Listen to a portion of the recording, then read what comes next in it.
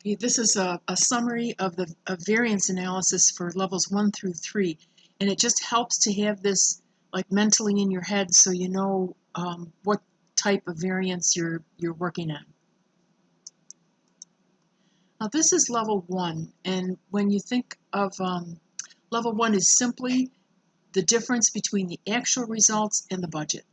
Okay, a static budget, not a flexible budget. So we've got the budget way over here on the right and actual way over here on the left, and it's simply the high level differences.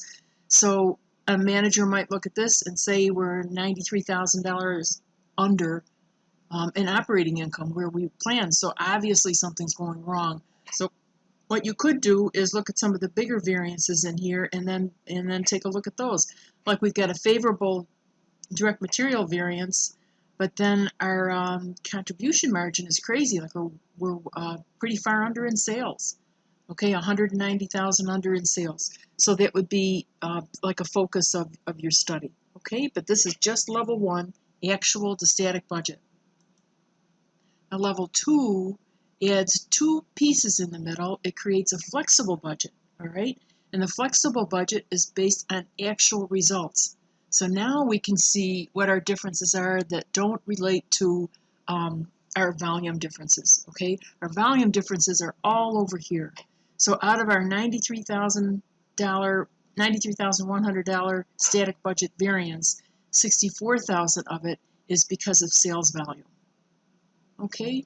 And then over here, the difference between actual and flexible is the flexible budget variance, and these are the differences that are just due to, for example, here, this is because the selling price was higher. Okay, so our sales were higher. There's no difference in quantity, all right, but our price is different. So that's what all of these variances have to do with, and you can see these are all unfavorable. Favorable for revenues, but everything else was unfavorable. Okay, so now let's say that you want to take this and say, well, what's going on here? Did we pay too much or did we use too much?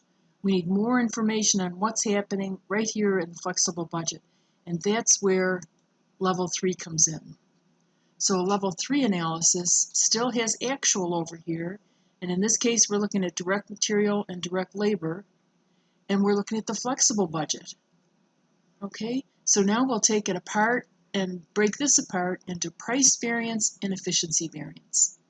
Okay. So that's pretty nice. So here is our flexible budget variance, say for materials, was 21,600 unfavorable. Okay, this number right here, 21,600.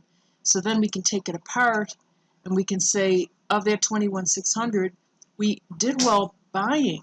We've got a price variance of a favorable price variance of 44,400, but the efficiency is a disaster. We lost, we're $66,000 unfavorably here. So maybe they got a good deal on cheap material, and then it shredded when they went to sew it or something like that. Okay. For direct labor, again, we've got a $38,000 unfavorable variance, and that's 2 pieces. For one thing, we didn't pay them enough. So maybe we didn't hire talented people. No. We paid them $22 more. We planned on 20. We paid 22, so we paid more by 18,000.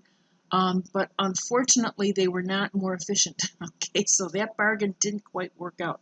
So this would also be an unfavorable variance. 8/10 of an hour. They must have used more time. Can't tell from this. Okay. Yeah, okay, so 9,000 hours is what the flexible, no, that's how much we should have taken. No, that's how much they actually did take. What they should have taken is 8,000 hours. Okay. And here it is all put together. Here's our big static budget variance, which is the difference which is the total. This is the difference between actual and budget. What's the total of the flexible budget variance and the sales volume variance? Now we can take flexible budget apart and into all these pieces, like this should be sort of pulled over here. And from the flexible budget, we can pull out more detail on price and efficiency for everything within each one of these pieces. Okay? So I hope that just gives you an overview of it.